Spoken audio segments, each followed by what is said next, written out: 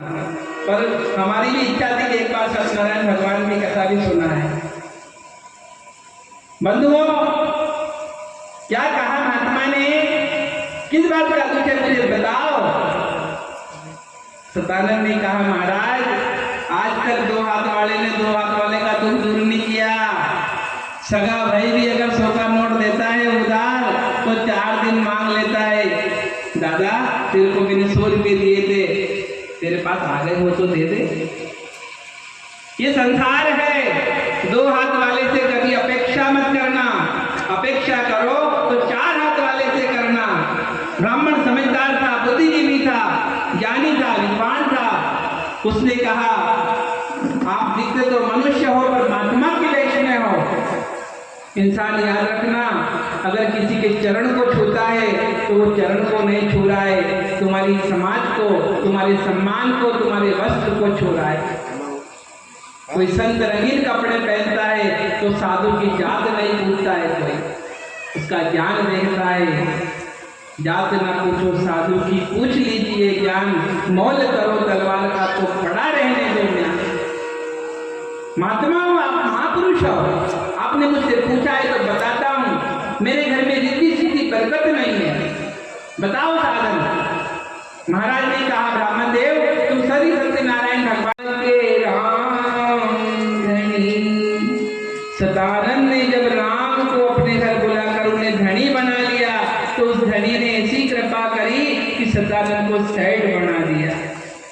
अब सेठ बनने के बाद वो हर पूर्णिमा के दिन भगवान को घर बुलाता है, भगवान की कथा कराता है। प्रभु की कृपा बरसे एक मित्र आया जिसका नाम लकड़ीहारा भील था, उसने भी परिवार को बुलाकर कथा कराई। उसके घर भी प्रभु ने आनंद की और उसने भी सुख भोगा और वो भी वैकुंठ जैसे परम पद को प्राप्त हो गया। बोलो सत्यनारायण भगवान की।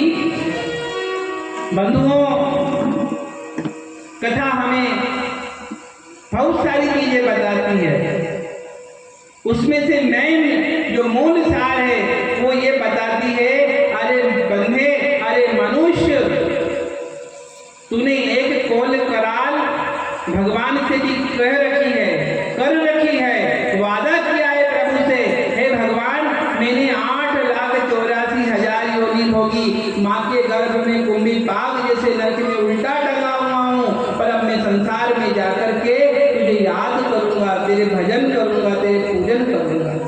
और यहाँ के इंसान ऐसा उलझ जाता है, ऐसा उलझ जाता है कि सब कुछ भूल जाता है, सब कुछ भूल जाता है, परंतु माया को नहीं भूलता है। कब मेरी गाय को चारा डालना है, कब मेरी भैंस को पानी पिलाना है, कब ड्यूटी पे जाना है, कब खेत पे जाना है, कब क्या करना है, ये सारे नियम फिक्स हैं। राय सिंह काका ने विचार बना लिया होगा कि भैया मुझे सत्यनारायण जी की कथा सुननी है, तो फिक्स है इस टाइम इस दिन जाना है, पहुंच गए। हमारे बीच बामन गांव के यजमान श्री संजय जी डांगी डॉक्टर साहब भी पधारे हुए हैं, उनका फोन आया था। इनके बाबूजी से मेरे बहुत अच्छे संबंध है, दादाजी से, बापूलाल जी साहब। आ जाओ संजय जी। हमारे गांव के भी कुछ सदस्य आए, मोहन काका, राकेश जी, सभी का भी स्वागत है। बंधुओं,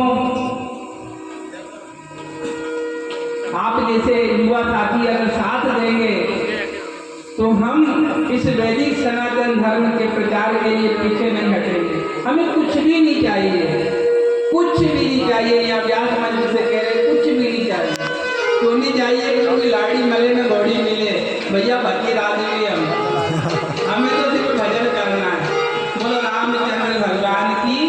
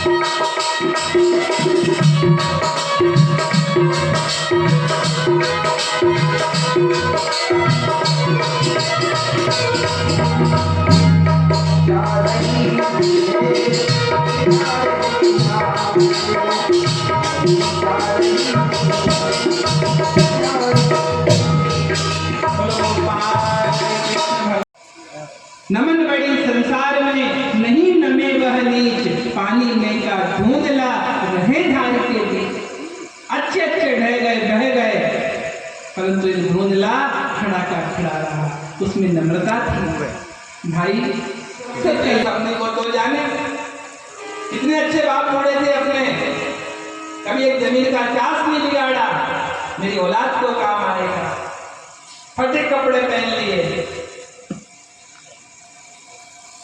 कमजोर सब्जी को खा लिया, कमजोर जीवन जी लिया, पैदल चल लिए, परंतु उसने अपनी जो संपत्ति थी बापोड़े की उसको आंच नहीं आने दी। क्योंकि जिसके शौक होते हैं, जो रास्ता छोड़ देता है वही बर्बाद होता है। मैंने शुरू दिन की कथा में एक बात कही थी, मैं ब्राह्मण हूँ, गुरु हूँ, और मेरा उपदेश बनता है कि सत्मार्ग बताए। अगर आपको जीवन सही से जीना है